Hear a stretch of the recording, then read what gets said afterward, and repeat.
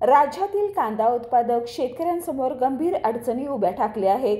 मागील 15 दिवसात कांद्याच्या दरात तब्बल 1500 ते 2000 रुपयाची घसरण झाली आहे. नाशिक जिल्ह्यातील लालसगाव बाजार समितीत सध्या कांद्याला सरासरी 1900 रुपये प्रति क्विंटल दर मिळत आहे, तर जास्तीत जास्त 2800 रुपये मिळत आहेत. काही आठवड्यापूर्वी 5000 ते 6000 प्रति क्विंटल केलेल्या कांद्याच्या दरात मोठी घसरण झाली. देशांतर्गत आवक वाढल्याने आणि निर्यातीत अडथळे आल्याने दर खाली आले आहेत. शेतकऱ्यांनी निर्यात शुल्क तातडीने मागे घेण्याची मागणी केली आहे, अन्यथा त्यांना मोठ्या आर्थिक नुकसानीला सामोरे जावे लागेल. सरकारने कांद्याच्या खुलेआम विक्रीसाठी प्रयत्न केले असले तरी पुरवठा समाधानकारक नाही. देशभरातील किरकोळ बाजारात कांद्याचे दर 60 ते 80 रुपये प्रति किलो होते, परंतु आता ते 2000 ते 2500 रुपये प्रति क्विंटलपर्यंत घसरले आहेत.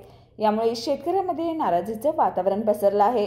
शेतकऱ्यांच्या अडचणीवर तातडीने तोडगा काढला गेला नाही तर या संकटाचा मोठा फटका संपूर्ण कृषी व्यवस्थेला बसण्याची शक्यता आहे. बाळ, फ्रीजमधून श्रीखंड काढ ना. आम्ही पूर्वी घरीच बनवायचो श्रीखंड.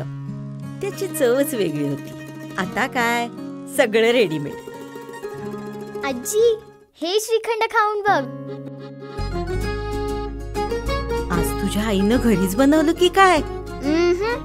हे आहे गोकुळचं श्रीखंड. अगदी जिभेवर रेंगाळणार. जिभेवरच नाही तर मनावरही रेंगाळणार. गोकुळ श्रीखंड, मनावर रेंगाळणार.